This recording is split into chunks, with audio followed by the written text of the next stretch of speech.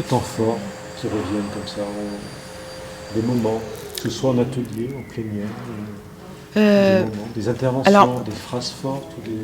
Bon, les interventions des ministres ont été un moment important parce qu'ils ont dit des choses intéressantes. J'ai bien aimé les étonnés à la fin, ce petit groupe d'étonnés, des personnes qui n'ont rien à voir avec la coopération, à qui on avait demandé de suivre ces 48 heures et de donner leur regard un peu détonné. Donc j'ai bien aimé. Ça a provoqué d'ailleurs une séance de clôture originale aussi, c'est-à-dire qu'on n'a pas eu lieu à des interventions de clôture trop pesantes, mais adaptées à ces réactions des étonnés. Le temps fort, ça a été hier soir, la soirée officielle, quand on a vu à quel point tous ces jeunes apprentis, mais ils s'étaient défoncés, quoi. Ils étaient fiers, ils avaient fait un buffet magnifique dans une organisation complètement déconnectée de leur habitude et les services du département, voilà. Un moment fort, c'est aussi de voir les équipes du département, une quarantaine d'agents qui se sont impliqués. C'était une grande innovation pour nous, ça, d'aller prendre des personnes un peu dans tous les services, de leur dire, vous créez un collectif, et maintenant vous êtes tous ensemble sur un même projet.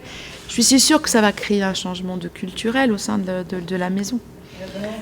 Et ça a été un moment fort hier soir, parce que je les ai appelés au moment de la remise des cadeaux protocolaires, etc. J'ai appelé les apprentis, puis j'ai appelé les agents du département, enfin ceux qui étaient présents hier soir. Et ils ont été sensibles au fait que les élus les appellent. Mais ça, pour moi, ça a été un moment fort parce que c'est la reconnaissance et dire merci. C'est très important quand les gens se bougent pour faire quelque chose. Moi, ça me met vachement, ça. Pour moi, l'émotion, là, quand je pense aux agents, c'est très spécial parce que... Bon, je suis une élue qui est un peu marginale dans sa façon de fonctionner et dans sa façon d'agir. Je crois beaucoup à la transversalité, je crois beaucoup au mode projet comme outil de travail. Je crois beaucoup au fait qu'il faut aller décloisonner et se confronter à des défis. Je suis sur des thématiques qui sont très, très décloisonnées, enfin, très déroutantes parfois. Et donc à chaque fois, c'est pour moi des batailles en fait, parce que je dois convaincre de faire évoluer la hiérarchie descendante, cloisonnée, thématisée, voilà. Et donc quand j'ai dit, voilà, il y a 3 personnes au départ, hein. Ça a été mon assistante, Bernadette, Nicolas Saint-Barreau, qui est le chargé de mission relations internationales, et puis Patrick Harouet, qui s'occupe de la logistique. Enfin, je ne sais jamais son nom. Il est directeur. Il s'occupe du courrier, il s'occupe de l'accueil, il s'occupe des agents. Vraiment. Donc ces 3 personnes, je leur ai dit, bah voilà, on va monter ça et vous allez être la cheville ouvrière et c'est à vous d'organiser, de mettre en œuvre et Puis il y a le cabinet du président qui s'est mis aussi, Jean Brunel. Voilà. Et c'est pour moi important de sentir que derrière, il y a des personnes qui s'impliquent aussi, qui ont eu envie de me suivre et qui sont bougées pour ça, quoi. Voilà, donc ça m'agace de pleurer, quoi. Pardon. C'est important que ça passe, l'émotion. Bon, voilà. Mais c'est ça. Et après, il y a eu plein de moments comme ça pendant les assises. C'est-à-dire que c'est aussi le moment où j'ai la voix qui parle. Ça m'arrive rarement, mais ça peut m'arriver. C'est aussi le moment où on retrouve nos partenaires de coopération, où d'un seul coup, parce qu'on fait le retour de ce qu'on a fait, ça nous dit, mais finalement, on a fait des choses bien quoi, ensemble. Et voilà, et ça fait partie aussi de ce qui crée l'émotion dans des assises comme ça. Et c'est là où, quand on dit la réciprocité, la fraternité, le fait de... C'est très palpable, on le sent, quoi. Puis avec le Liban, on est méditerranéen, on a une racine commune d'histoire. Il y a effectivement des façons de vivre différentes et des cultures différentes, mais fondamentalement, on s'aperçoit qu'on a un socle pas si éloigné que ça, quoi, et qui peut être absolument crucial et essentiel sur l'espace méditerranéen en termes de géopolitique. Donc, c'est aussi cette conscience-là qui fait que... ça transcende le travail de l'élu au quotidien. Ah bah oui, bah, bien sûr. Bah, bien vous saviez sûr. ça avant de vous engager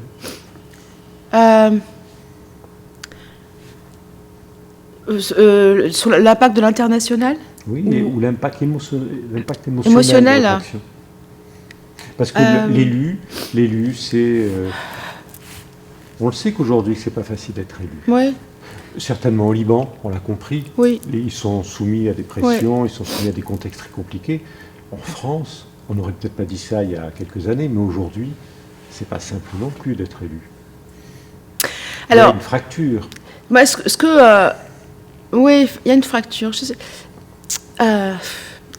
avant d'être élu, en fait, ce que j'ai découvert, ce que je découvre au fur et à mesure de ma fonction d'élu, moi je suis élue sur donc, département, donc sur un canton, mon territoire d'élection, et puis je suis aussi élue sur une ville de Lézignan-Corbière, une ville de 12 000 habitants. Ce que je constate dans la pratique d'élu, c'est que, alors, il y a la notion de ce que les citoyens perçoivent. Ils sont sensibles à la sincérité et à l'authenticité, et à la simplicité. Ça se décrète pas, on l'est ou on l'est pas. Ou alors, on est dans la manipulation. Ouais. Oui, peut-être. Je sais pas. Je sais pas. Oui. Alors, sans doute que on doit. Enfin, c'est des façons de faire et de se comporter, parce que on ne peut pas. Quand on est si la sincérité effectivement ne se fabrique pas. Si on est sincère dans sa vie privée, dans sa vie personnelle, on est aussi. Du coup, c'est une qualité qu'on met au service de son engagement. Ça, oui. Malgré tout, la question aussi de pas mettre de barrière quand on est élu, de pas cette espèce de s'enfermer dans cette espèce de comme un socle, dire un peu distancier une posture, voilà. Un habit de pouvoir. Ça, je sais pas. Pour moi, c'est pas compliqué à comprendre quand même. C'est pas une question de posture. C'est une question de. C'est pas compliqué à comprendre de dire que voilà, on est élu, mais on reste un citoyen. On reste un citoyen qui a une fonction politique, mais voilà. Mais après, on se prend beaucoup de charges émotionnelles quand on est élu, parce que des fois, on capitalise beaucoup de mécontentement, mais on capitalise aussi tellement d'amour. Moi, ça m'étonne beaucoup. Ça m'étonne toujours, ça m'étonne beaucoup, et de plus en plus d'ailleurs, de sentir ça, de sentir que des personnes, même que des fois, on ne connaît pas, mais après je parle pour moi, mais viennent me parler, me disent on vous a entendu parler là, ah c'est vous Valérie Dumontier, voilà. Et moi ça m'étonne de sentir, ça m'étonne toujours de sentir à quel point les gens, finalement ils savent qui on est, même si on les connaît pas personnellement, et que ça va très très vite, et qu'en fait la meilleure communication c'est le bouche à oreille. La meilleure communication c'est le travail qu'on fait, et le ressenti de proximité, d'authenticité qui est fait. Ça part très très vite. Ça veut dire qu'il y a des attentes. On vous a repéré, vous avez vu des choses, un élu, on attend de lui. On attend parfois trop. Je ne sais pas si on peut attendre trop d'un élu. Ce que a peut-être donné comme éclairage les Libanais, c'est que ils ont pris l'habitude, eux, de ne pas trop attendre de l'élu, ou du pouvoir de l'échelon supérieur. Oui. Et que le maire du village, finalement, il a pris l'habitude depuis des années à faire son moyen. Oui. Après, moi, je pense que... Citoyen, j'imagine, de la même façon. Oui, après, moi, je pense qu'il y a eu un retour de bâton d'une certaine façon de faire de la politique pendant des années. C'est-à-dire faire des promesses qu'on ne tient pas. Donc, les gens, ils attendent, ils sont déçus. Ils sont frustrés, ils sont déçus. Donc aujourd'hui, l'exigence, elle est d'avoir des personnes politiques, l'exigence citoyenne, d'avoir des personnes politiques qui travaillent, qui font le mandat pour lequel ils ont été élus, et travaillent à la réalisation des projets. Et on ne leur demande pas de promettre la lune, on leur demande de promettre ce qu'ils peuvent tenir.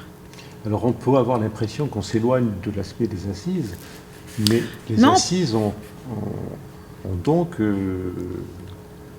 décidé, ont signé des conventions pour former aussi le personnel, même les élus, élus au Liban.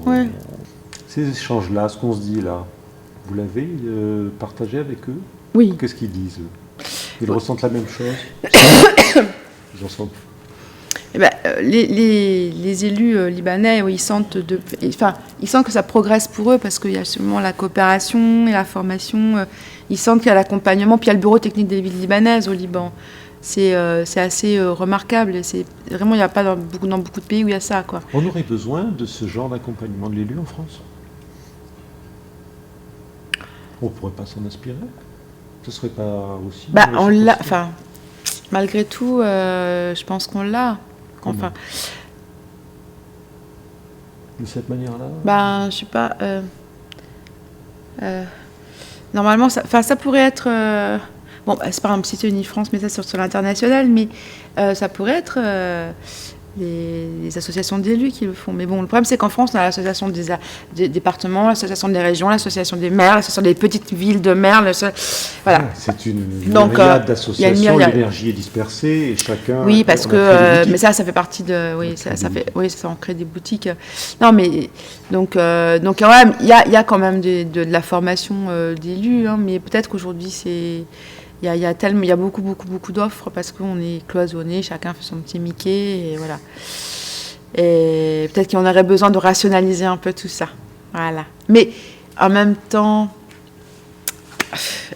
la formation des élus ne peut pas être conçue comme on fait des plans de formation pour des salariés ou des agents.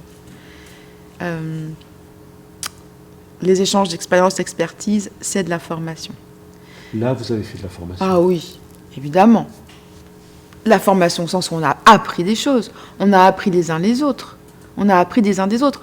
On a forcément, toute personne qui a participé aux 2 jours des assises, toute personne, à un moment donné, a tilté sur un truc qui a fait une connexion, sur un projet qu'il a, ou sur un problème qu'il avait et qu'il a découvert. C'est sûr.